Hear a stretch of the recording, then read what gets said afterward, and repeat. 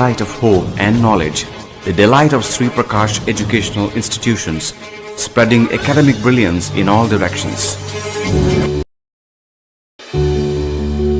శుభోదయం పిల్లలు, అందరూ ఎలా ఉన్నారు? బాగున్నారా? బాగున్నా మ్యామ్. వెరీ గుడ్, బాగున్నారు కదా. సరే పిల్లలు, ఇంతకీ మనం నిన్నటి తరగతిలో ఏ పాఠం చెప్పుకున్నాం? సత్యమహిమ. చాలా చక్కగా చెప్పావు నాన్న. సత్యమహిమ పాఠం చెప్పుకున్నాం. సత్యమహిమ పాఠం ద్వారా మనం ఏం నేర్చుకున్నాం? సత్యమహిమ పాఠం ద్వారా ఏం నేర్చుకున్నారు? మీరు ఎలా ఉండాలని నేర్చుకున్నారు? సత్యం పలకడం, నిజాయితీగా ఉండడంగా నేర్చుకున్నారు. చాలా చక్కగా చెప్పావు నాన్న. సరే, ఈ రోజు మనం మరో కొత్త పాఠం చెప్పుకుందాం.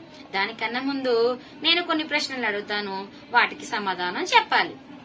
మనం ప్రతిరోజు ఇంటి ముందు ఏం పెట్టుకుంటాం? ముగ్గులు. చాలా చక్కగా చెప్పావు బాబు. ముగ్గులు పెట్టుకుంటాం. మరి రోజు ముగ్గులు పెట్టుకుంటాం, కానీ రంగురంగుల ముగ్గులు రోజు పెట్టుకుంటామా? పెట్టుకోము. అయితే ఎప్పుడు పెట్టుకుంటాం రంగురంగుల ముగ్గులు? ఎప్పుడు పెట్టుకుంటాం? ఏదైనా పండుగలకు పెట్టుకుంటాం. అయితే ఏ పండుగలకు పెట్టుకుంటాం? దీపావళికి, ఉగాదికి, సంక్రాంతికి పెట్టుకుంటాం. అయితే ఈ రోజు మనం సంక్రాంతి గురించి ముగ్గుల్లో సంక్రాంతి అనే పాఠం చెప్పుకుందాం. సరేనా పిల్లలు? మనం చూడండి, సంక్రాంతి ఎంతో చక్కగా జరుపుకుంటాం కదా. కోడి పందాలు, ముగ్గులు పోటీలు, భోగి మంటలు, భోగి పళ్ళు పోయడం, ఇలా అనేక రకాల పండుగలు సంక్రాంతికి జరుపుకుంటాం కదా. అలానే ఈ రోజు ఈ పాఠం ద్వారా సంక్రాంతి పాఠం గురించి నేర్చుకుందాం. అయితే ముందుగా నేను ఒక పద్యాన్ని చెప్తాను, చక్కగా విని నాతో పాటు తర్వాత ఈ రోజు మనం పద్యరత్నాల నుండి 6వ పద్యాన్ని నేర్చుకుందాం.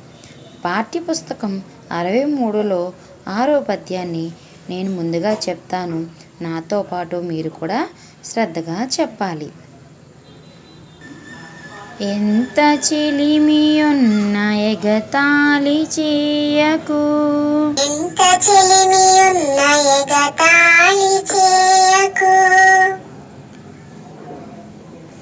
సరసమంతనంత విరసమగును, సరసమంతనంత విరసమగును, మాట జారెనేని మరి తీసుకోలేము, మరి తీసుకోలేము, తెలిసి మెలుగువయ్య తెలుగు బిడ్డ, అయ్య తెలుగు బిడ్డ. ఎంత చిలిమియున్న అనే ఈ పద్యాన్ని నార్ల చిరంజీవి గారు రచించారు. ఈ పద్యం యొక్క భావం తెలుసుకుందామా? ఈ పద్యం యొక్క భావం ఏమిటంటే, ఎంత స్నేహితులైనా వారిని ఏలోకోలం చెయ్యకూడదు. ఇష్టం కాస్త అయిష్టంగా మారవచ్చు. ఒకసారి నోరు జారితే వెనక్కు తీసుకోలేము. మాట్లాడే ముందు ఆలోచించుకోవాలి అని ఈ పద్యం యొక్క భావం. చిత్రం చూడండి, ఆలోచించి మాట్లాడండి. ఈ చిత్రంలో ఏమేమున్నాయి? చిత్రంలో క్రిస్మస్ చెట్టు, క్రిస్మస్ తాత, పిల్లలు ఉన్నారు. రెండవ చిత్రంలో బౌద్ధులు బుద్ధునికి నమస్కారం చేస్తున్నారు. అలాగే కొంతమంది మనుషులు గౌతమ బుద్ధునికి నమస్కారం చేస్తున్నారు. ఈ చిత్రాలలో ఎవరెవరు ఏం చేస్తున్నారో చెప్పండి. ఇద్దరు పిల్లలు ఒకరికొకరు శుభాకాంక్షలు తెలియజేసుకుంటున్నారు. మరొక చిత్రంలో కొంతమంది పిల్లలు గాలి పటాలను ఎగురవేస్తున్నారు. చాలా చక్కగా చెప్పారు పిల్లలు. ఈ చిత్రంలో కనిపిస్తున్న వివిధ రకాల వారు జరుపుకునే వివిధ రకాల పండుగల గురించి తెలియజేస్తున్నాయి. మొదటి చిత్రం, క్రిస్మస్ జరుపుకునే వాళ్ళు క్రిస్మస్ చెట్టును అలంకరిస్తారు. అలాగే బౌద్ధులు బుద్ధునికి నమస్కారం చేస్తారు. అలాగే ముస్లింలు ఈ చిత్రంలో కనిపిస్తున్నట్లు ఇలా ఒకరికొకరు ఆలింగనం చేసుకుని శుభాకాంక్షలు తెలియజేసుకుంటారు. గాలిపటాలను ఏ పండుగకు ఎగరవేస్తారో తెలుసా? సంక్రాంతి పండుగకు గాలిపటాలను ఎగరవేస్తారు.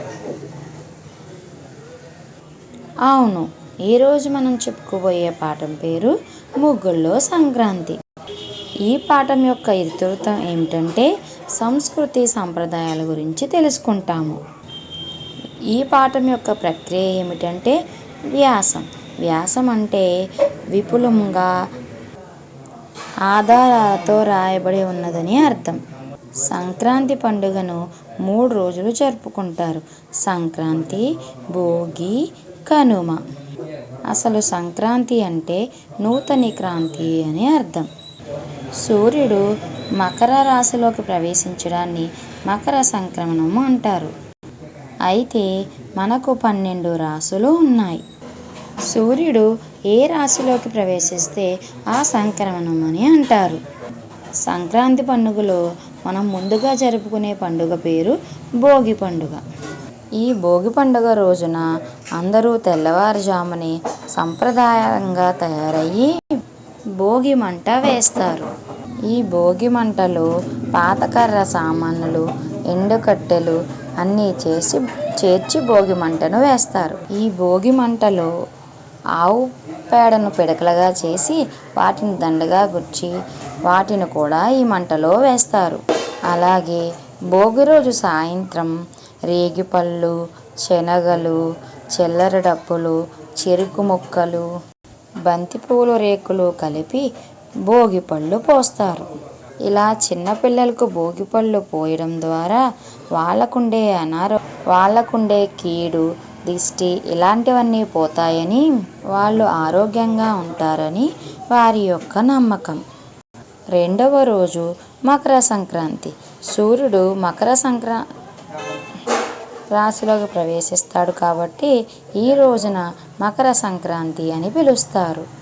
ఈ రోజున ఆడవారు పొద్దున్నే లేచి కల్లాపులు జల్లి ఇరుగు పొరుగు వారితో పోటీగా ముగ్గులు వేస్తారు. ఆ ముగ్గులో గొబ్బెమ్మలు, పూలు, రేగుపండ్లు పెట్టి అలంకరిస్తారు. ముఖ్యంగా ఈ రోజున సంక్రాంతికి జానపద కళారూపాలు, గంగిరెద్దుల వారి సన్నాయిలు, హరిదాసుల వారి సంకీర్తనలు, పంబాల వారు ఇంటింటికి తిరగడం లాంటివి కనిపిస్తాయి. సంక్రాంతి రోజున పిల్లలు ఎగరవేసే గాలిపటాలు ఆకాశంలో ఆకర్షణీయంగా కనిపిస్తాయి. మూడవ రోజు కనుమ పండుగ. కనుమ పండుగ నాడు ఎద్దులకు కొమ్ములకు రంగులు వేసి చక్కగా అలంకరిస్తారు. అలాగే గొబ్బిళ్ళు, దీపాలు, పూర్ణ కలశాలతో ముగ్గులను అందంగా అలంకరిస్తారు. ఆహారాన్ని అందించే పశువులను కనుమ పండుగ నాడు ఇలాగే పూజిస్తారు. బంధువులు, పెళ్ళైన ఆడపిల్లలు అందరూ వస్తారు. అంతా కలిసి విందు భోజనాలు చేస్తారు. జానపద కళారూపాలు ప్రదర్శించిన వారికి ధాన్యం, బట్టలు, కూరగాయలు, డబ్బులు మొదలైనవి గ్రామ ప్రజలు బహుకరిస్తారు. ఏ సంస్కృతి సంప్రదాయాలైనా, పండుగలు, ఆచార వ్యవహారాలైనా అందరూ కలిసిమెలిసి ఆత్మీయంగా ఏ రకమైన భేదభావాలున్నా అంతా మర్చిపోతారు. ఆనందంగా కలిసిమెలిసి ఉండడానికే ఈ పండుగల యొక్క ఉద్దేశం. అవగాహన ప్రశ్నలు. పిల్లలు, సంక్రాంతి పండుగను ఎన్ని రోజులు జరుపుకుంటారు? పండుగను 3 రోజులు జరుపుకుంటారు. భోగి మంటను ఎలా వేస్తారు? భోగి మంటను పాతకర్ర సామాను, ఎండు కట్టెలు అన్నీ చేర్చి భోగి పండుగ రోజు భోగి మంట వేస్తారు. ఇంతవరకు మీరు ముగ్గుల్లో సంక్రాంతి అంటే సంక్రాంతి యొక్క విశిష్టతను, ఆ 3 రోజులు జరుపుకునే విశిష్టతల గురించి తెలుసుకున్నారు. ఇప్పుడు పాఠ్యపుస్తకంలోని ఉన్న పాఠాన్ని చదువుకుందామా? తమ్ముడు, అత్తమ్మ ముగ్గులి పోటీలో ముగ్గు వేస్తుంది. చూడ్డానికి వెళ్దాం, వస్తావా అని అడిగింది అనూష. ఓ పద అన్నాడు ఆదిత్య. ముత్యాల ముగ్గుల్లో ముగ్గుల్లో గొబ్బిల్లో, రతనాల ముగ్గుల్లో ముగ్గుల్లో గొబ్బిల్లో. మైకులో పాట వినిపిస్తుంది. పోటీలు జరుగుతున్న చోట చాలా సందడిగా ఉంది. ముత్యాల ముగ్గులు, రంగురంగుల ముగ్గులు, నాగబంధాలు, పెద్ద పెద్ద ముగ్గులు ఎంత బాగున్నాయో. అత్తమ్మను వెతుకుతూ అనూష, ఆదిత్య ముందుకు వెళ్తున్నారు. నెమళ్ళ ముగ్గు, చిలకల ముగ్గు, పద్మాల ముగ్గు, సీతాకోక చిలుకల ముగ్గు. ఇంతలో ఏ ముగ్గు చూసినా దీనికే బహుమతి వస్తుందేమో అనిపిస్తుంది. ఇంతలో అత్తమ్మ కనిపించింది. పిల్లలు విన్నారు కదా ముగ్గుల్లో సంక్రాంతి పాఠాన్ని. ఈ పాఠంలో అనూష, ఆదిత్య వాళ్ళ అత్తమ్మను వెతుకుతూ వెళ్తున్నారు. దారిలో వారికి ముగ్గుల పోటీలు కనిపించింది. ఆ ముగ్గుల పోటీలో ఉన్న ముగ్గులను చూసుకుంటూ వెళ్తున్నారు. ఇంతలో వాళ్లకు వాళ్ళ అత్తమ్మ కనిపించింది. తరువాత ఏం జరిగిందో రేపటి పాఠంలో తెలుసుకుందాము. ఈ పాఠం ద్వారా వివిధ రకాల ముగ్గులు, సంక్రాంతి యొక్క విశిష్టతను తెలుసుకున్నారు కదా పిల్లలు. అలానే మిగతా పాఠాన్ని రేపు చెప్పుకుందాం. బాగా చక్కగా చదువుకుని రండి. ఇచ్చిన గైహికాన్ని కూడా నోట్స్ లో అందంగా తప్పులు లేకుండా రాసుకుని తీసుకురండి. అలానే పాఠాన్ని చక్కగా చదువుకుని కఠినంగా ఉన్న పదాల కింద గీత గీసుకుని రండి. మిగతా పాఠాన్ని రేపు చెప్పుకుందాం. ధన్యవాదాలు.